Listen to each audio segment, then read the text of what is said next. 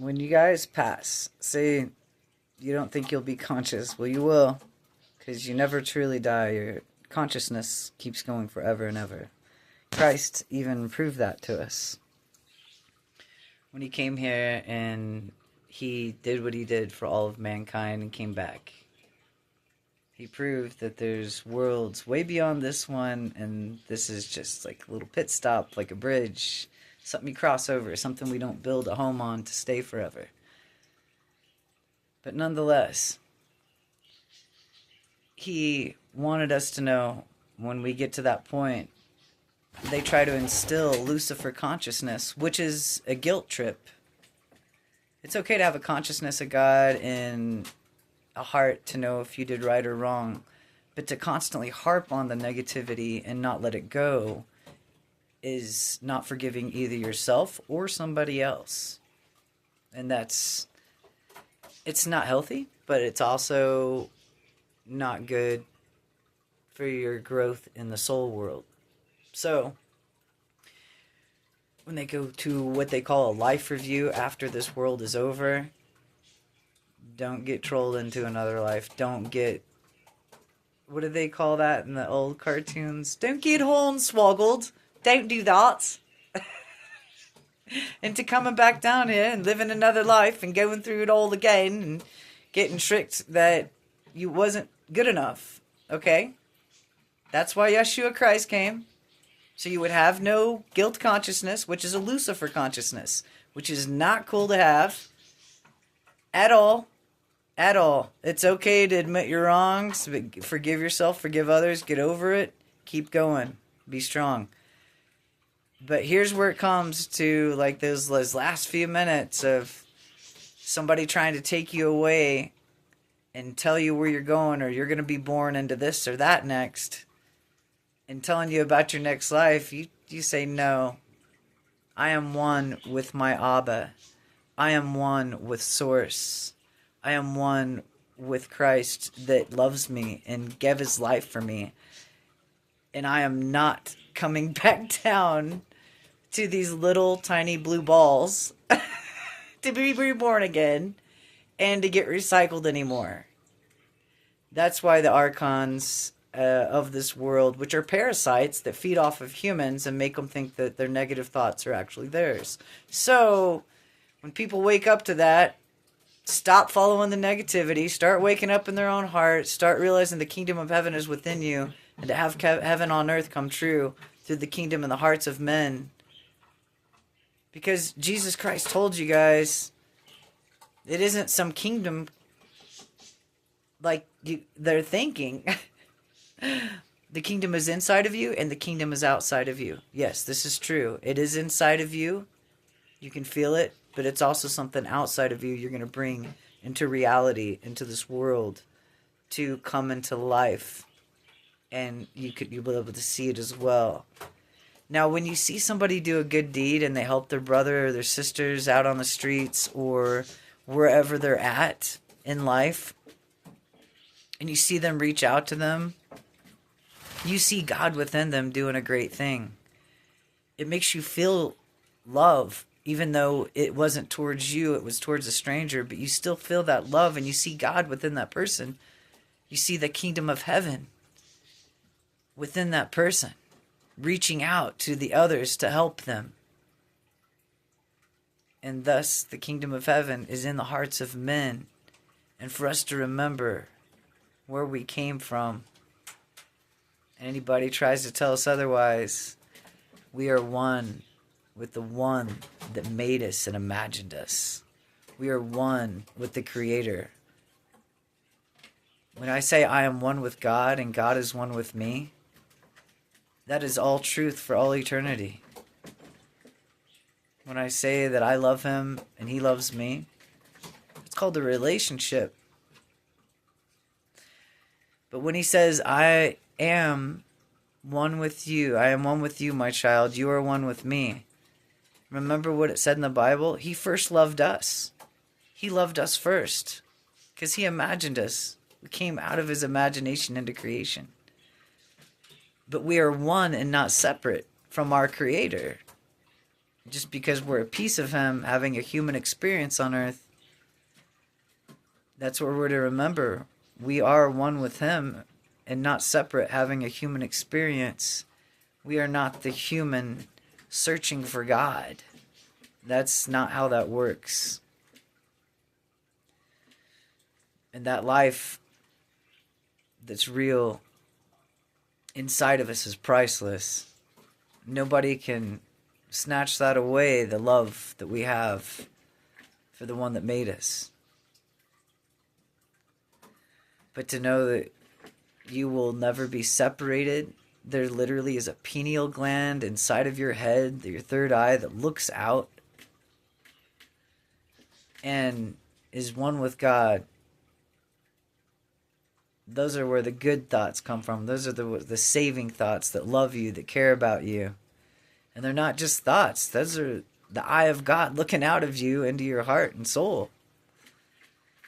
And when you say you are one with him, you complete the journey of knowing the truth, that you are not separate and you're not some tiny little human out here searching for some earthly experience to make your whole freaking life better, because that's not it. That comes from within. It comes from with loving thoughts, the wondrous imaginative thoughts of how to create, how to be what you were made to be.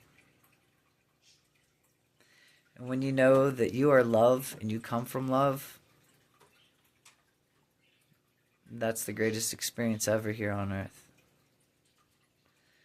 And that is having given birth on earth into the hearts of all that'll hear and know the truth of Abba, that didn't come here to be big old ego and, think their crap don't stink. That's not what this is about. It's about being real with yourself, finding the power of God within you. And it's not used for evil. That is not how that works. When God is love, he can only do good. So, those who love evil will stay with the God of this world. But I tell you this, in Revelations, there will be a new heaven, a new earth. And all of us that volunteered to come down here and help humanity, not to be lost, and not to be saved by thinking they're going to go physically flying away into the sky, because Christ said, I will meet you in spirit. Spirit. He didn't say flesh. When he went back home to Abba, did he take his flesh with him? No. He transformed into light. While he was in the grave, that's where the shroud of Turin came from, because the light was so bright when he transformed into the light body. And he was so perfect and one with God, there was no flesh. And that's how we're to become, to where we become such light bodies and one with God and the Spirit. Because you come from the Creator, do you not? People consider that the past. They consider Jesus the present. He broke time itself in half, BC, AD. Right? Time itself is measured by Christ. The Holy Spirit. You're not going to stay in flesh forever. So, you're going to go to being a spirit after the flesh. It's like a graduation stage, as us Native Americans would say. The Cherokee would be like, yeah, when we graduate, I'll see you there. We graduate, we go back home to the one, so we don't have to roam. We know where home's at. We know that Christ volunteered to come down here for all of humanity, and so did many of us because of the ones that were lost here, the ones that we love, the ones that we didn't want to see stuck here, living a bunch of recycled lives again and again and keep on forgetting who they are. And no, I don't want to see that no more. I'm ready to break the Archon's prison, and bigger than CERN, I'm ready to open up a whole portal to heaven and have a whole nother dimension of heaven on earth come true, better than anybody can imagine down here. But it takes 144,000 to get together, wake everybody else up. And it's not a joke. It ain't something that's just told in the Bible and only 144,000 are going to be saved. What is wrong with these people? How much more could they misinterpret the Bible? That is not what that means. 144,000 is to wake up the others so they remember who Christ is and to be one with God. And when you come to that testing place of somebody trying to say, who are you? Who allows you to, no, who allows you authority, and who do you think you are? Well, you let them know, and you let yourself know that you are one with the Creator. And you say exactly that. I am one with Abba. I am not separate. Christ literally showed me the way. I break the veil in two myself because Abba is within me and he is love. And I know I'm from above and not below. There's the difference. You remember where you're from. You don't forget. You don't forget like the world tried to make you forget through all the... I know it's not the correct terminology, but, you know, I joke around with my friends. I'm like, hey, did my mom's kitty make me forget everything and just the wipeout phase when I came through this hole? No. And it shouldn't have anyway, because I was like a C-section baby through the belly. But anyway. Nonetheless, we cannot forget where we're from, who we are, and where we're going back to that we love. It's instilled within our DNA. No matter what alien technology tries to take that little part out and make us dumber, it's not going to work. Because the heart knows the truth. The heart knows the love and the way back home. And your heart knows Christ. That's the reason why everybody gets excited about Jesus and they love him and they know who he is. Because he broke the veil in two for all souls to be free from this freaking lower, ignorant, dark. What is darkness? It's ignorance.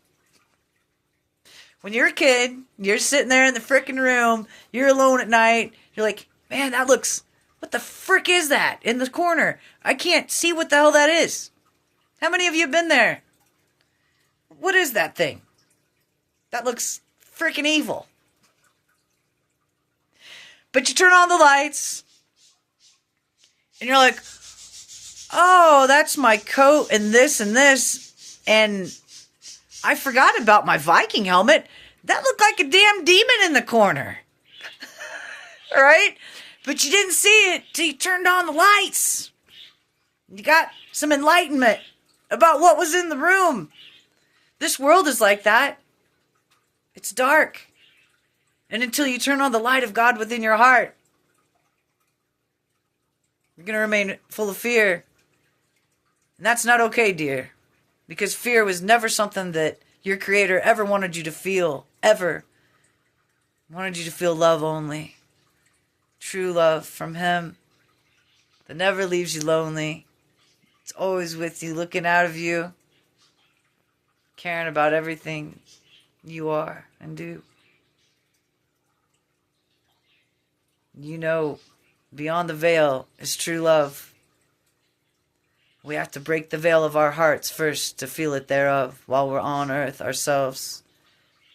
For what's inside of you, Christ said, can save you. But if you don't recognize what's inside of you, the power and the love of God, if you don't recognize it and give it credit, and you let the world fill you full of fear and the lies, it can destroy you because you didn't bring it forth out of you to know the truth, the love, the light that's in your heart.